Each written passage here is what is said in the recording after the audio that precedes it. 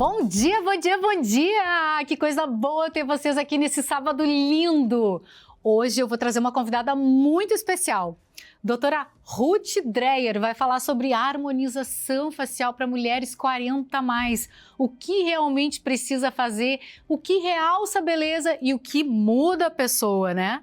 E nos quadros que eu trago conteúdo, eu vou falar sobre creatina, mitos e verdades. O que a gente usa, como a gente usa e por que a gente usa, né? E agora, parou com o uso da caneta, voltou a ganhar peso? Entenda por quê. Beijo, fica comigo por aqui. Você já olhou para uma mulher e pensou, nossa, como ela tá bem? O que será que ela fez? Então, essa era justamente a intenção, cumpriu-se o objetivo. O problema é quando fica evidente o que foi feito. E depois dos 40, essa conta é traiçoeira. Ou a mulher não faz nada e se sente apagada porque tem medo de mudar, ou ela faz muito e todo mundo nota que ela fez uma harmonização facial. Hoje eu trouxe quem separa as duas coisas, doutora Ruth Dreyer. Primeiro, seja muito bem-vindo ao nosso programa e me conta, às vezes as pessoas ainda estranham, dentista faz harmonização? Obrigada pelo convite, Gelli. Muito legal estar aqui, tirando essas dúvidas. E sim, Obrigada, dentista faz harmonização. É uma especialidade regulamentada pelo CFO. Então, existe aquela coisa assim, nossa, mas dentista trata só dente? Dente é uma das estruturas. A gente estuda o sistema estomatognático, que é um conjunto muito complexo. Então, a gente estuda cabeça e pescoço, a formação inteira. E depois faz uma especialização e diversos outros cursos na área da harmonização orofacial. Então, o dentista faz sim a harmonização orofacial e com excelência. Bom, então me conta algo que todo mundo me pergunta. Qual é o erro, ou se é que existe algum erro, que faz gritar quando a pessoa faz harmonização facial? Rostinho da Gelli, pequenininho. Aliás, eu sou paciente da doutora Ruth Dreyer, ela é responsável por cuidar de tudo isso aqui, né? Gelli, fiz harmonização e as pessoas olham, nossa, como tá diferente. Isso é um erro? Primeira coisa, antes de responder a tua pergunta, o que é a harmonização? A harmonização bem feita é aquilo que tu precisa, não é uma receita de bolo igual para todo mundo. Primeiro ponto. Então, aí já está o erro, fazer um padrão para todo mundo, né? Entrou, fez uma linha de produção, saiu todo mundo igual. Esse é o erro, primeiro. Agora, quando a gente não respeita a biomecânica facial. Então, o rosto ele não é estático, a gente se movimenta, músculos, mímicas, né? Então, tem toda uma dinâmica facial. E quando tu não respeita essa biomecânica, fica artificial. Aí fica feio, daí denuncia o que foi feito, sabe? Então, a questão às vezes não é nem a quantidade. colocou muito produto. Às vezes é necessário colocar uma quantidade maior, mas nos lugares certos, estrategicamente. Então, às vezes foi pouca coisa, mas ficou artificial, porque não respeitou essa biomecânica. Então, esses são os erros. E qual é a diferença entre revelar um rosto e mascarar um rosto? Revelar um rosto. Revelar, eu diria que é preservar. Preservar aquelas características da pessoa. Preservar quem ela é e mostrar e revelar a beleza dela. Eu diria isso, né? E agora, mascarar é quando os procedimentos se sobrepõem. Aí tu tá mascarando, daí tu tá deixando aquela pessoa denunciando o que foi feito, bem como tu falou antes, né? Nossa, ela fez tal coisa. E aí eu diria que isso é mascarar. E sabe que em todas as áreas tem as coisas que estão na moda, né? Tem algum procedimento da moda que tu te recusa a fazer? Se sim, qual seria ele? Então, algum procedimento da moda que eu me recuso? Na verdade, às vezes chegam algumas pacientes que elas querem fazer tal coisa ou algum preenchimento e elas não têm indicação para aquilo. Então, eu me recuso quando a pessoa não tem indicação. Não é nem só o da moda, é qualquer um. Se não tem indicação, eu não vou fazer. Tá? E outra coisa que eu sempre falo, que o pessoal coloca muita expectativa nos fios. Eu, particularmente, acho que o fio, ele é a cereja do bolo. Quando tu fez várias coisas, tu tratou tudo que precisava tratar, daí sim faça o fio. Mas ainda assim, eu não gosto de trabalhar com fio. Então, eu diria para ti que esse é o procedimento que, mesmo na moda, eu Tu não faria. não faço. E tem a questão do lábio, né? Tem muitas mulheres que, há um tempo atrás, preenchiam muito o lábio, ficavam com um bocão mesmo, né? A gente vem vendo um movimento contrário agora, né? O que foi que aconteceu? Que padronizou a boca e agora, o que está acontecendo com esse movimento todo? A elegância, ela é atemporal, né? Agora, os exageros, os excessos, é moda. Mas eu nunca participei dessa moda aí não, tá? porque não vai de encontro com aquilo que eu acredito. Eu acho que o excesso, aquela jeito muito artificial, não fica legal, não fica bonito. Não é anatomicamente bonito, não é teu. Então, a gente até, falando de lábios, inclusive, teve uma paciente que ela vai fazer 61 no próximo mês.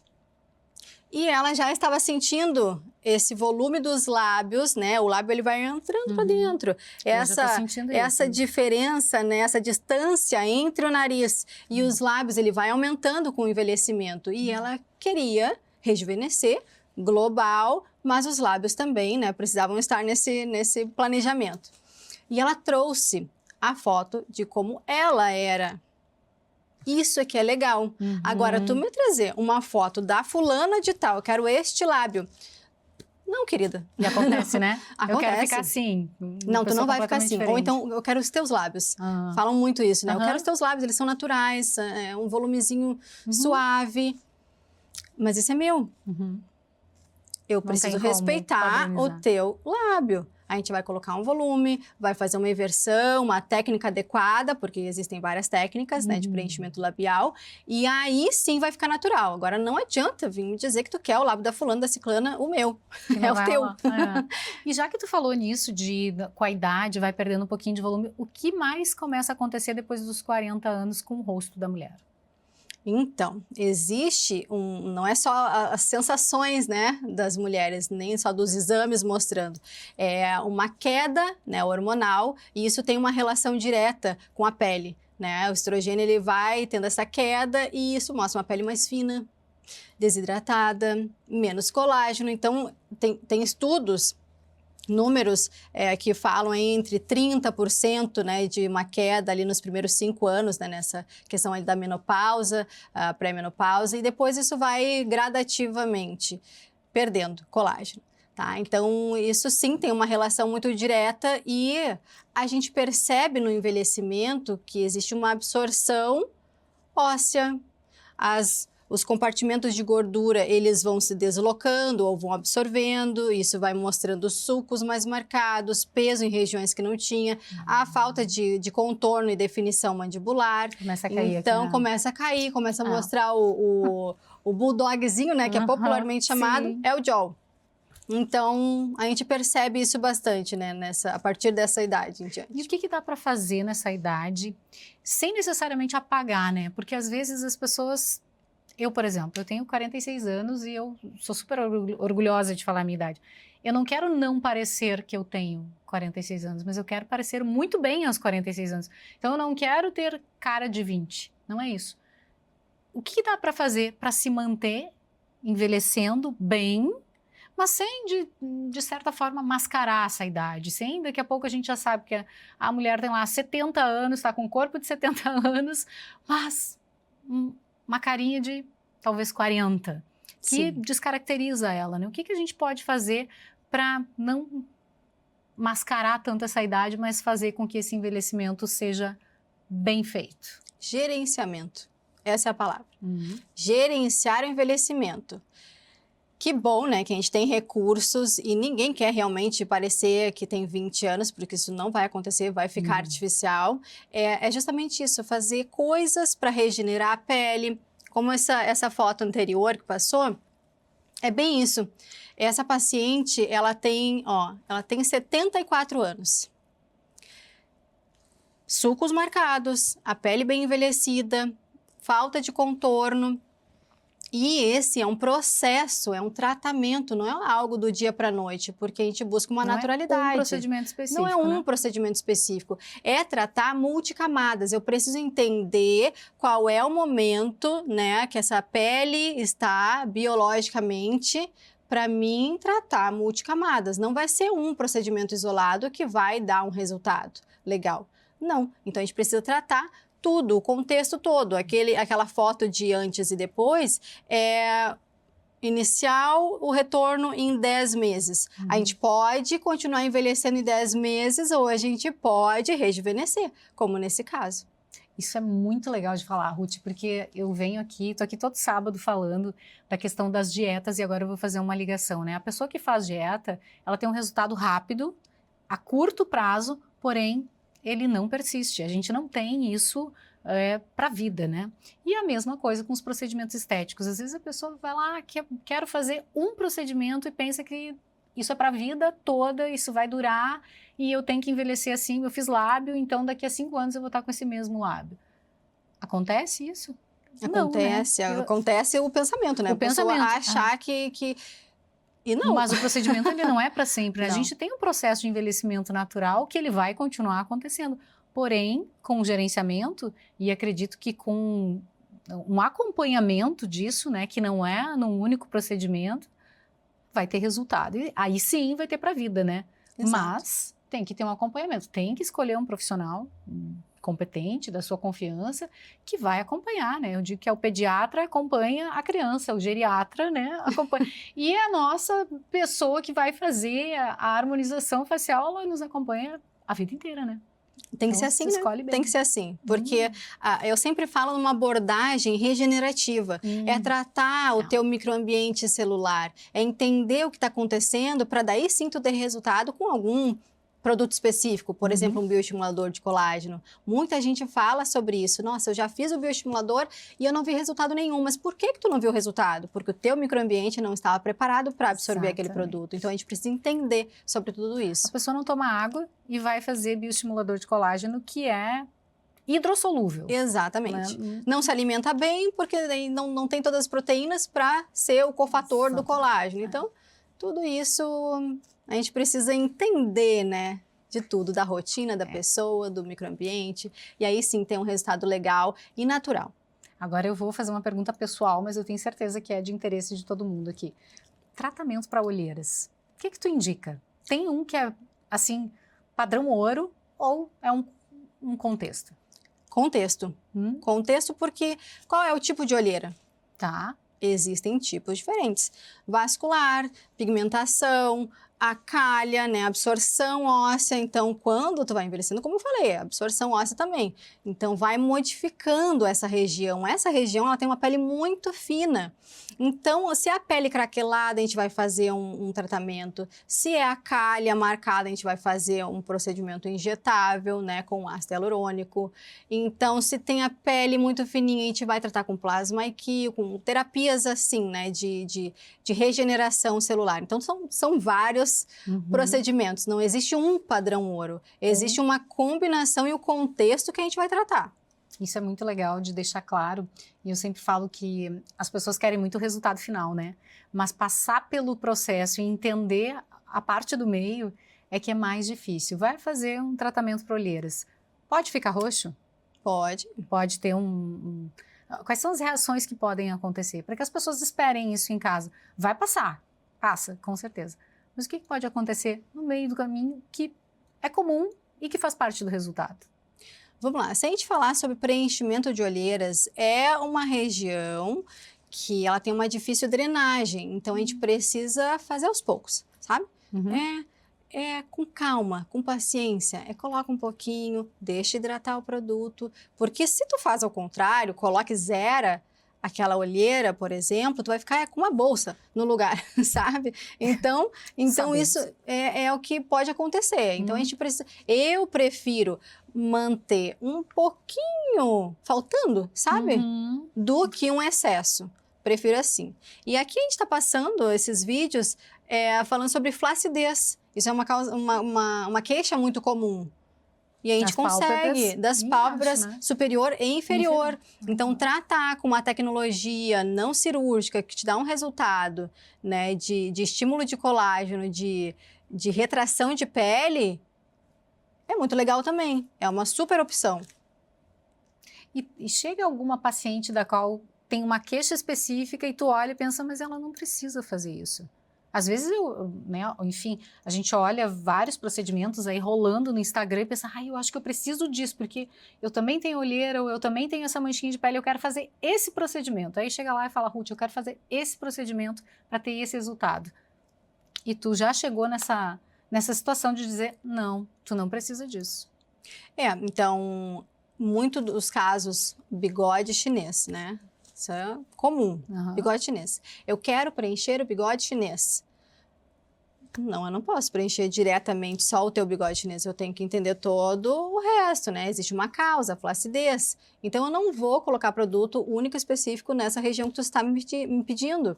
Eu preciso estruturar, porque daí vai suavizar, aí eu vou refinar esta região. Então, isso acontece demais.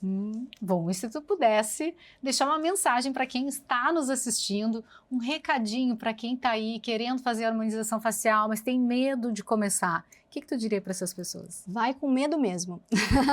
Faça. Faz.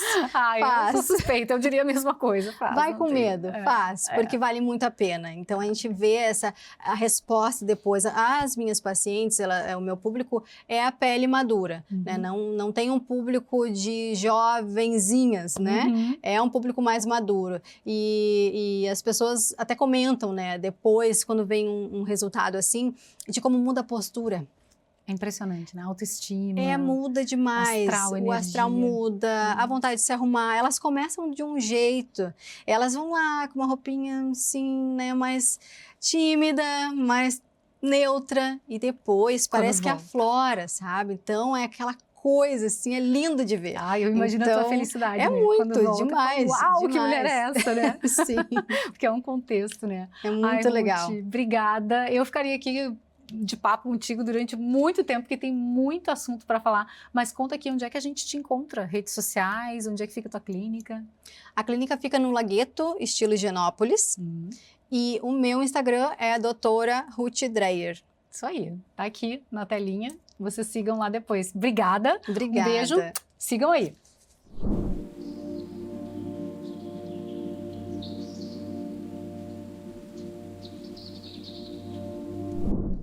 Dois terços, anota esse número, 2/3 do peso perdido com o uso das canetas volta no primeiro ano após parar com ela.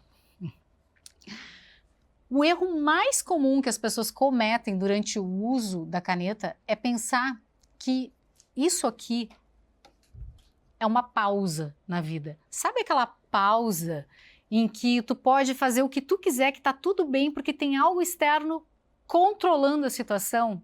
É mais ou menos assim que acontece. E é por isso que quando para, o peso volta. Isso não é uma pausa. Sabe o que essa canetinha emagrecedora faz?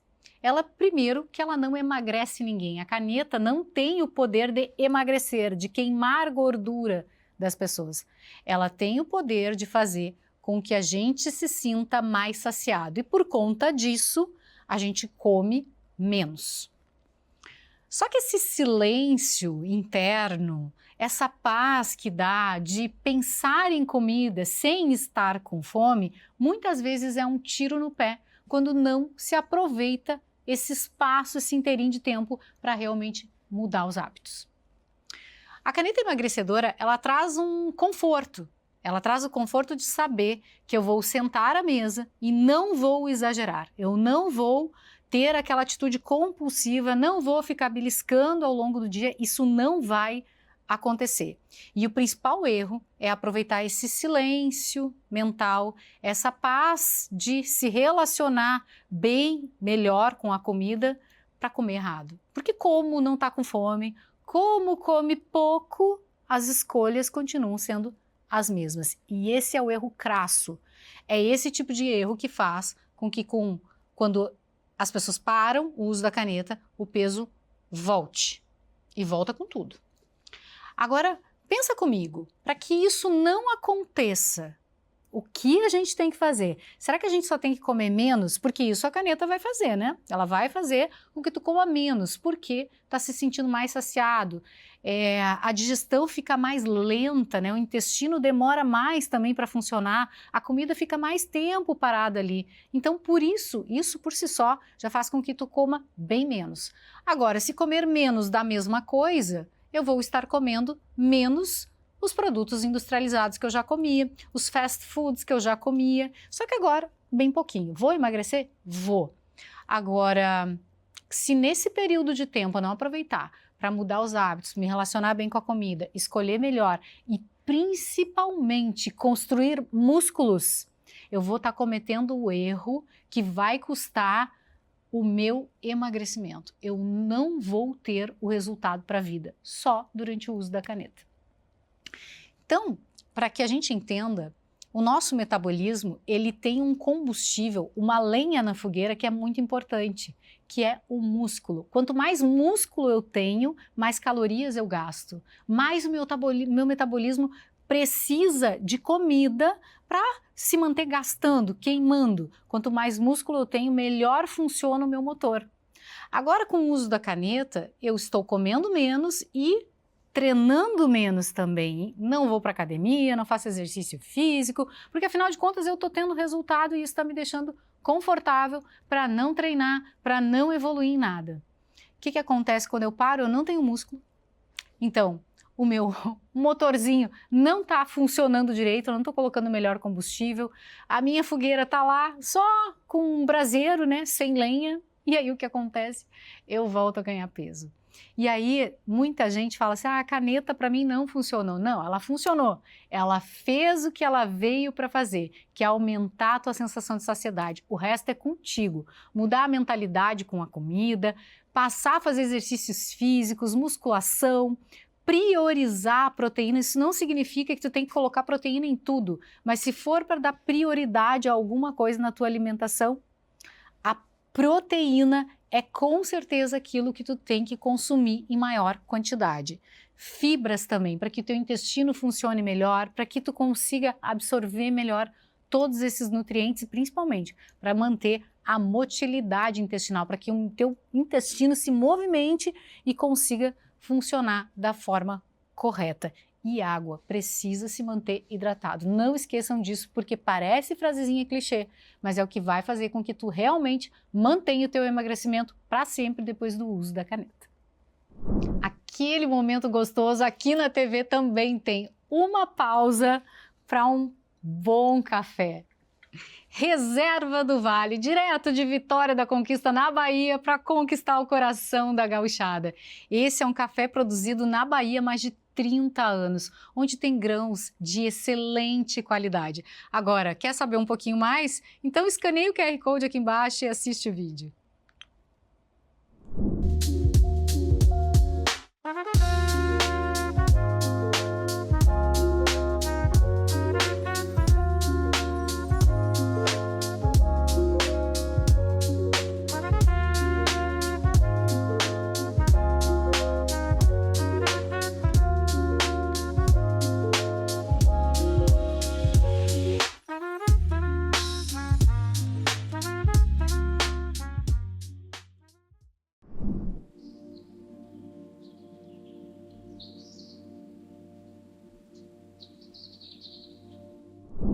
Creatina, mitos e verdades. Bom, todo mundo aqui já ouviu falar em creatina, no suplemento creatina, mas será que a gente já produz?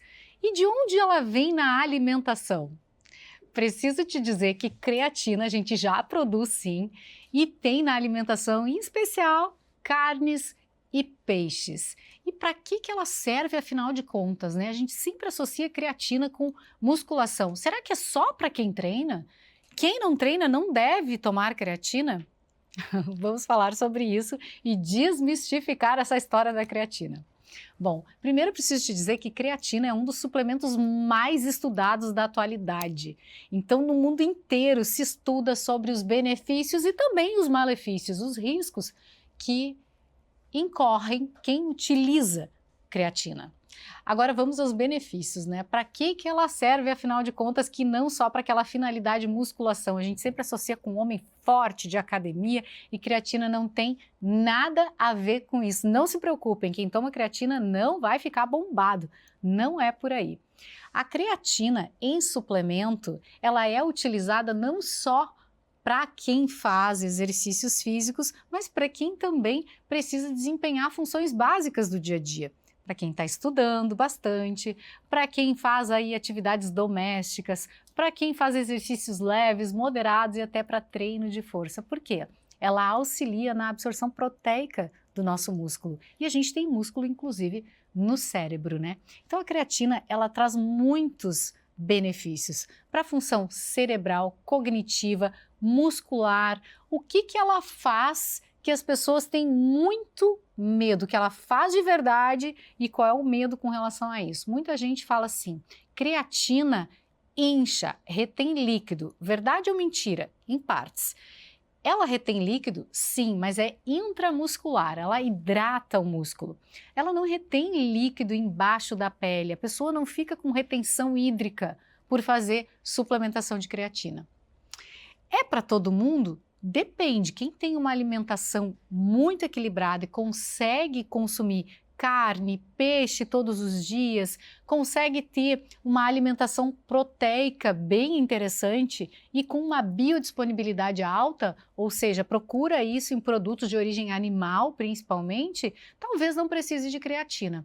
Agora, o uso da creatina é indicado de 3 a 5 gramas de forma diária, não precisa fazer ciclos com muita creatina. E isso era uma conversa lá para atletas que faziam aquele ciclo com 10, 20 gramas de creatina de uso diário. Mas um uso seguro de creatina, de 3, 5, 6 gramas ao dia, é um uso seguro. Precisa fazer o uso só no pré-treino e o dia que eu não vou treinar, faço uso de creatina? Creatina se consome todos os dias, ela não é feita para pré-treino, aliás, ela não tem essa função de fornecer uma energia para o treino, embora ela sim forneça uma energia mais rápida para o músculo. Então significa que eu não vou sentir um efeito energético grande, mas o meu músculo vai estar mais apto a absorver proteínas, a se recuperar melhor depois do exercício. O melhor momento para consumir a creatina no dia é junto com uma refeição, de preferência rica em carboidratos. Ela vai absorver de forma mais rápida. Então eu sempre digo, toma café da manhã todo dia, coloca a creatina ali. Ah, mas Gelli, não é pré e não é pós-treino. Não importa. É mito pensar que a creatina tem que ser logo no pós-treino ou logo no pré-treino.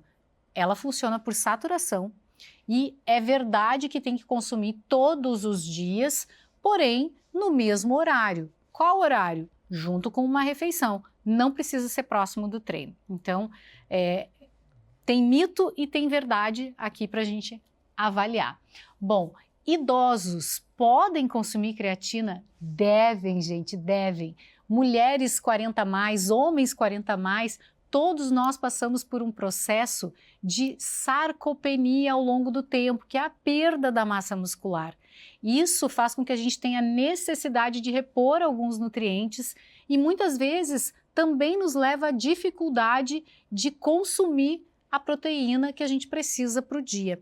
Então, para que isso fique mais facilitado, para que a gente consiga absorver melhor as proteínas, para que a gente consiga força de forma mais rápida, principalmente muscular, a creatina se enquadra e idosos podem consumir. Então, se tu tinha dúvida com creatina, assistiu esse vídeo e esse vídeo te ajudou, se inscreve nesse canal e assiste esse programa todo sábado de manhã aqui na RS Play e manda também para alguém que tinha medo de tomar creatina e a partir desse vídeo vai deixar de ter. Chegamos ao fim de mais um Gelli Vida Leve. Obrigada pela tua presença por aqui. E hoje falamos sobre harmonização facial. Agora, lembra que a beleza já está em ti, já mora nesse corpo, nesse rostinho. Só refina ela conforme o teu coração manda. Aliás, para viver a vida de uma forma mais leve, a gente também precisa cuidar dessa casinha, né? Beijo, bom sábado!